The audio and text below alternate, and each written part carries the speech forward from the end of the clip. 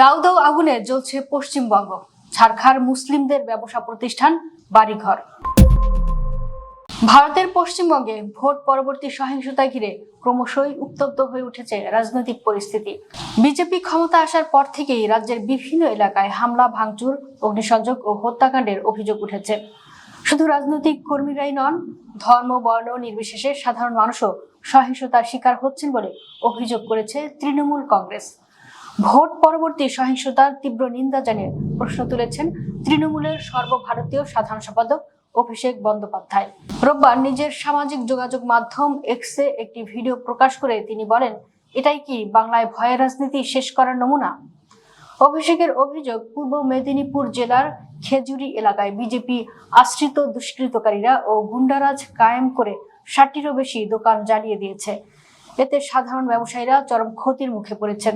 তিনি বলেন, বাংলা জুড়ে ভোটের ফলাফল ঘোষণার পর থেকে একাধিক জায়গা থেকে হিংসাত্মক ছবি উঠে এসেছে। বিভিন্ন স্থানে তৃণমূল কংগ্রেসের কার্যালয়ে আগুন দেওয়া হয়েছে, খুন হয়েছে একাধিক কর্মী, ঘরবাড়ি ভাঙচুর করা হয়েছে, কর্মীদের ঘর ছাড়া করা হচ্ছে।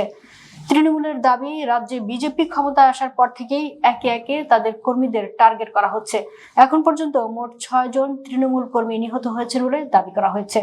নিহতরা হলেন এন্টালির তাপস নস্কর, নানুনের আবির শেখ, বেলেঘাটার বিশ্বজিৎ পট্টনায়ক, পূর্বস্থলীয় দক্ষিণের পিঙ্কু দেবনাথ, কুলপির মিঠুন সামন্ত এবং গোঘাটের সহদেব বাগ।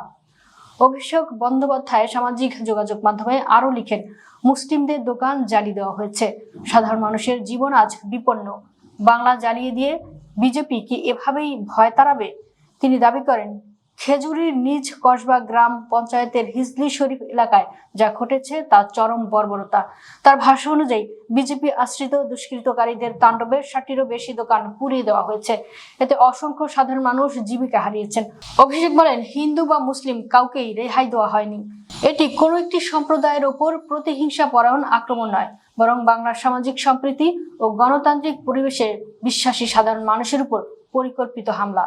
তিনি আরো বলেন, এটাই বিজেপির রাজনীতির আসল চেহারা। ঘৃণা, ভয় দেখানো এবং ধ্বংসের রাজনীতিতেই তারা বিশ্বাসী। বাংলা কখনো এই সহিংসতার সামনে মাথা নত করবে না।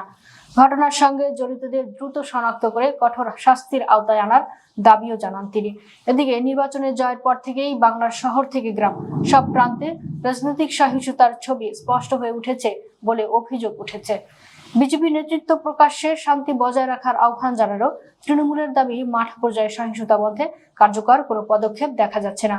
তৃণমূল নেতাদের অভিযোগ, বিজেপির কথার সঙ্গে কাজের বিস্তর ফারাক রয়েছে এবং সাম্প্রতিক সহিংসতার ঘটনাগুলো তারই প্রমাণ। রাজনৈতিক হামলা এখন আর শুধু দলীয় পর্যায়ে সীমাবদ্ধ নেই, সাধারণ নিরীহ মানুষও এর শিকার হচ্ছেন।